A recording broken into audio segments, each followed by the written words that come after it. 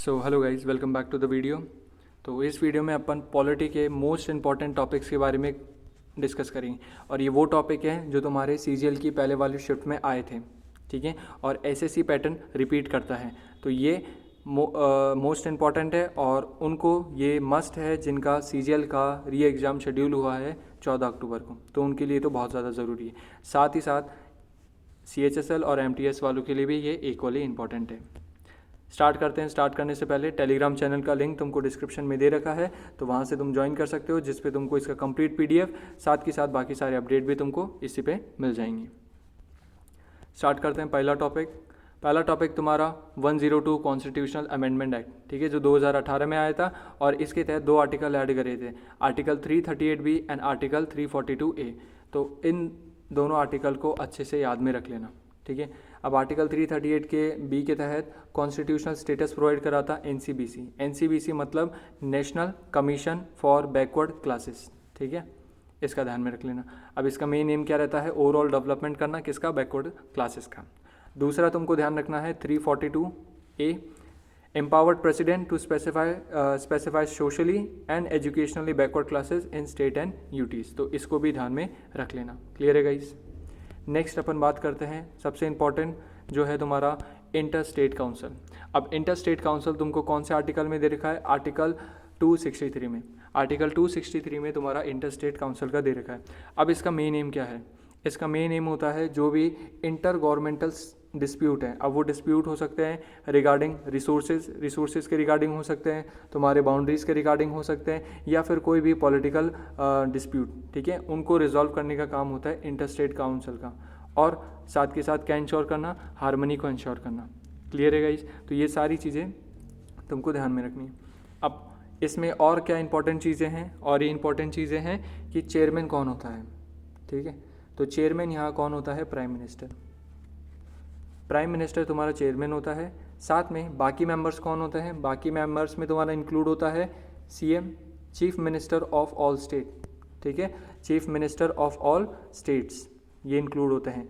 दूसरा CM of UTs, ठीक है, यूनियन टेरिटरीज के जो चीफ मिनिस्टर वो इन्वॉल्व होते हैं, इसमें मेंबर्स होते हैं। और साथ में जो सबसे इंपॉर्टेंट है वो ध्यान में रखना है कि जो प्रेसिडेंट है वो नॉमिनेट करता है 6 कैबिनेट मिनिस्टर्स को। किसको? 6 कैबिनेट मिनिस्टर को कौन नॉमिनेट करता है? प्रेसिडेंट, जो इसके मेंबर होते हैं। तो ये मोस्ट इंपॉर्टेंट चीज़ें हैं जो तुमको आर्टिकल 263 के बारे में जाननी है, ठीक है।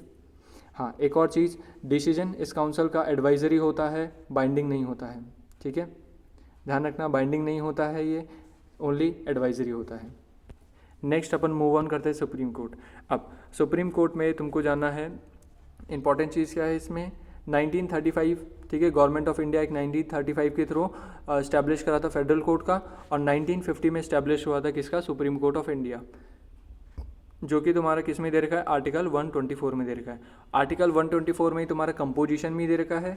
तो कंपोजिशन में कितने होते हैं? सुप्रीम कोर्ट में 34 जजेस होते हैं, जिसमें जो अपना सीजेआई है वो भी इंक्लूड होता है। और सीजेआई का अपॉइंटमेंट कौन करता है? ठीक है, तो प्रेसिडेंट करता है। दूसरा, प्रेजेंट सीजेआई कौन है? ठीक है, present chief justice of India कौन है? ये तुमको कमेंट सेक्शन में बताना है। इम्पीचमेंट की बात करते हैं, ठीक है, इम्पीचमेंट तुम्हारा कौन करता है? President on parliament approval. और ये जब भी पार्लियामेंट अप्रूवल होता है तो ये किससे होता है? स्पेशल मेजॉरिटी से। स्पेशल मेजॉरिटी से ही सुप्रीम कोर्ट जज का क्या कर सकते हैं अपन? इम्पीचमेंट कर सकते हैं। क्लियर है गाइस? दूसरा जो इंपॉर्टेंट आर्टिकल तुमको ध्यान में रखने हैं वो है आर्टिकल 129, जिसमें power to punish for contempt दे रखा है।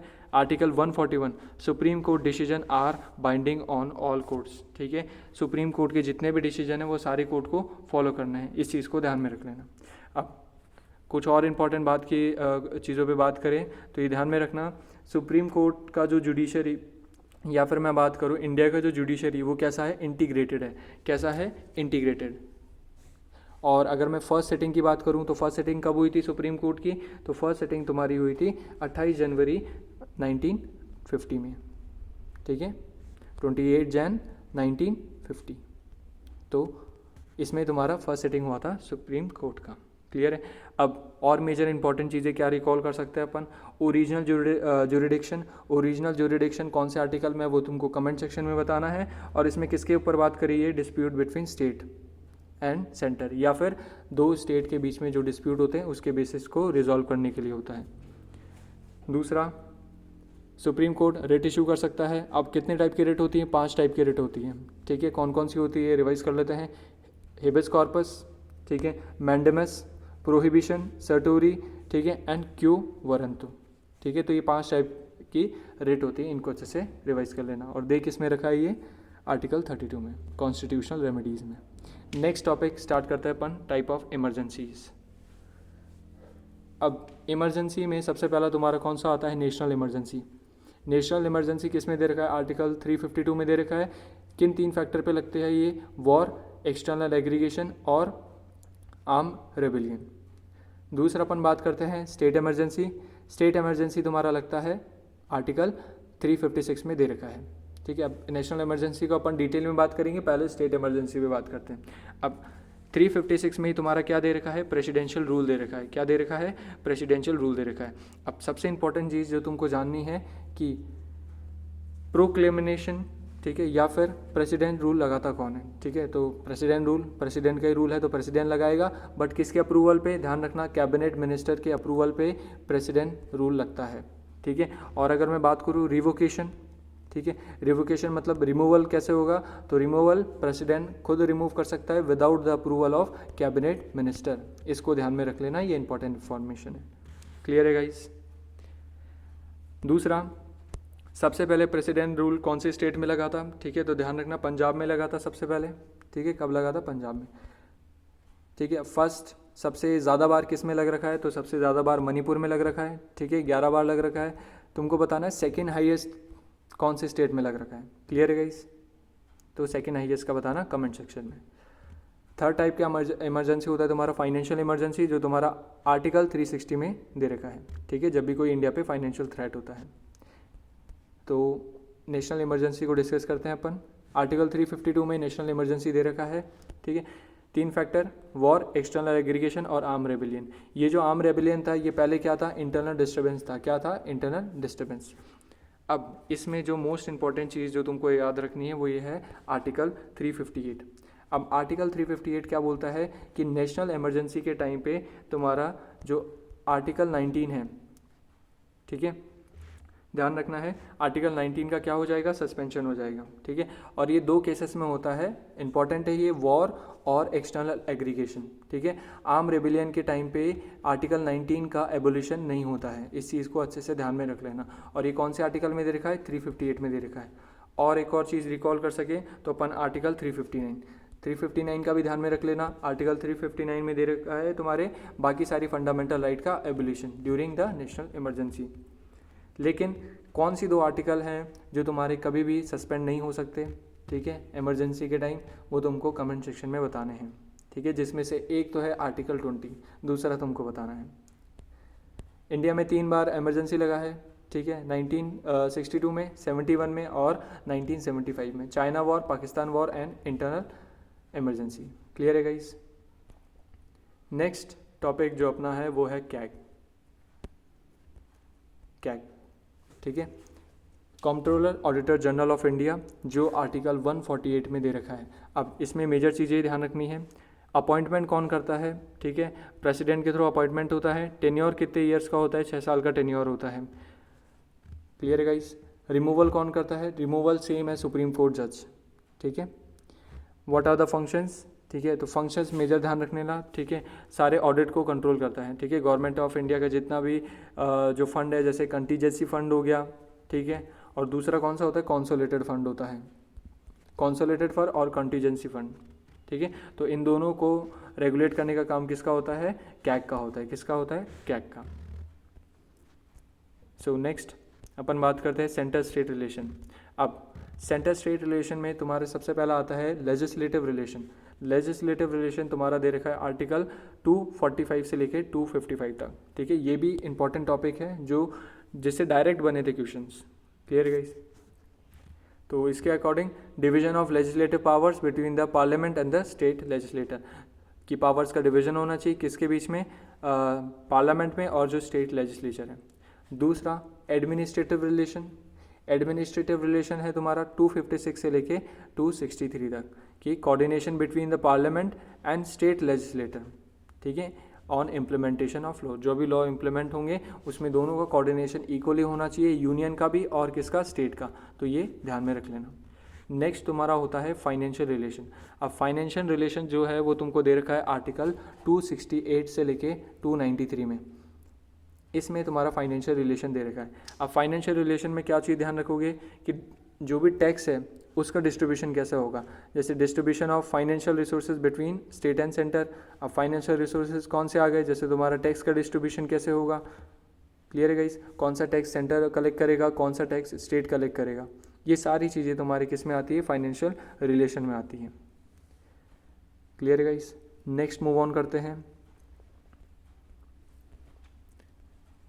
कॉन्स्टिट्यूशनल अमेंडमेंट एक्ट, ठीक है, 73rd कॉन्स्टिट्यूशनल अमेंडमेंट एक्ट, ठीक है। इसके अकॉर्डिंग क्या करा था, ग्राम पंचायत का ऑर्गेनाइजेशन करा था, ठीक है, और 3 टियर पंचायत राज को इस्टेब्लिश करा था, ठीक है, और इसको बताया किसने था, बलवंत राय मेहता कमेटी, ठीक है, इनका ध्यान में रख लेना। चलो कमेंट सेक्शन में बताना कि पंचायत कौन से पार्ट में दे रखा है, ठीक है, कौन से पार्ट में दे रखा है। 73rd कॉन्स्टिट्यूशनल अमेंडमेंट एक्ट के थ्रू तुम्हारा पंचायत को ऐड करा गया था एंड रिजर्वेशन स्टैब्लिश करा था for STs ST and women's के लिए। क्लियर है गाइस। 5 ईयर टेन्योर होता है फॉर पंचायत राज इंस्टीट्यूशन, ठीक है, एंड स्टेट फाइनेंस कमीशन का स्टैब्लिश करा गया फॉर एवरी 5 ईयर, जिससे स्टेट का प्रॉपर कोऑर्डिनेशन हो सके फाइनेंशियली। क्लियर है गाइस। नेक्स्ट अपन बात करते हैं 97 constitutional amendment act. 97 constitutional amendment act 2011 में आया था, जिसके तहत कोऑपरेटिव सोसाइटीज़ को ऐड करा था। अब कोऑपरेटिव सोसाइटीज़ को कहाँ ऐड करा था, ध्यान रखना, article 19 sub clause 1 sub clause C में तुम्हारा कोऑपरेटिव सोसाइटी को ऐड करा था। और कहाँ करा था, और तुम्हारा करा था DPSP में, ठीक है, DPSP आर्टिकल 43B, ठीक है, आर्टिकल 43B में तुम्हारा ऐड करा था कोऑपरेटिव सोसाइटीज़ को। क्लियर है गाइस। और कोऑपरेटिव सोसाइटीज़ अलग से दे रखा है तुमको, पार्ट 9B में दे रखा है, ठीक है, फ्रॉम आर्टिकल 243ZH से लेके 243ZT तक। क्लियर है गाइस। तो यहाँ से भी डायरेक्ट क्वेश्चन बने थे तुम्हारे पहले वाली शिफ्ट में, CGL की पहले वाली शिफ्ट में। नेक्स्ट अपन मूव ऑन करते हैं 86th कॉन्स्टिट्यूशनल अमेंडमेंट एक्ट। अब 86th कॉन्स्टिट्यूशनल अमेंडमेंट एक्ट, ठीक है, इससे क्या इंट्रोड्यूस करा था, ये तुम्हारा fundamental right to education introduce करा था इन आर्टिकल 21A में। क्लियर है गाइस, इस चीज़ को ध्यान में रख लेना। दूसरा,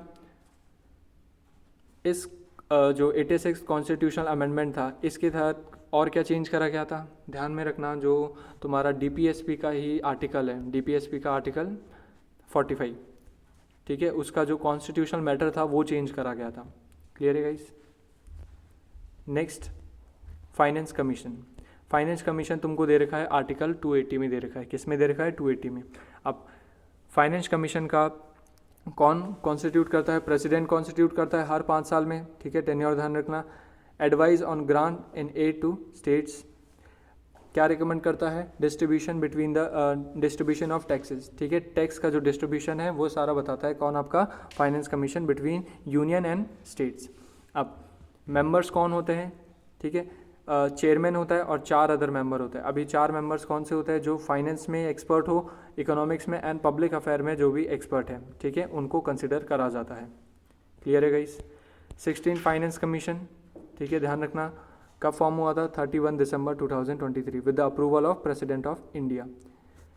और जो अपना फाइनेंस कमीशन है वो क्या है, कॉन्स्टिट्यूशनली मैंडेट बॉडी है, मतलब कॉन्स्टिट्यूशनल बॉडी है। क्या है, कॉन्स्टिट्यूशनल बॉडी है। फर्स्ट फाइनेंस कमीशन का सेटअप हुआ था 1951 में, इसको भी इंपॉर्टेंट है, ध्यान में रख लेना। डॉक्टर अरविंद पनघरिया, ठीक है, वाइस चेयरमैन, ठीक है, vice chairman NITI Aayog. Clear है। 16 फाइनेंस कमीशन है ये, ठीक है, इसको ध्यान में रख लेना। ये कंप्लीट जो इन्फॉर्मेशन है तुम्हारे फाइनेंस कमीशन रिगार्डिंग और आर्टिकल 280 के रिगार्डिंग, ये तुमको कंप्लीट याद रखनी है आने वाले एग्जाम्स के लिए। क्लियर है गाइस। तो बाकी सारे टॉपिक अपन नेक्स्ट वीडियो में कवर करेंगे, और भी जो इंपॉर्टेंट टॉपिक्स हैं मैं तुमको टेलीग्राम चैनल पे अलग से लिख के बता दूंगा, ठीक है, अलग से सेपरेटली तुमको मैं वहाँ पे बता दूंगा, ठीक है। तो वहाँ पे तुम टेलीग्राम चैनल ज्वाइन कर लेना, जहाँ पे तुमको मैं इजीली क्वेश्चन फॉर्मेट में भी तुमको ये सारे टॉपिक का मैं प्रोवाइड कर लूँगा, ताकि तुम्हारी प्रैक्टिस और भी अच्छी हो जाए। क्लियर है guys? So thank you. Video को लाइक करना, चैनल को ज़रूर सब्सक्राइब कर लेना। क्लियर है गाइस? आने वाली और भी वीडियोज़ के लिए। So thank you.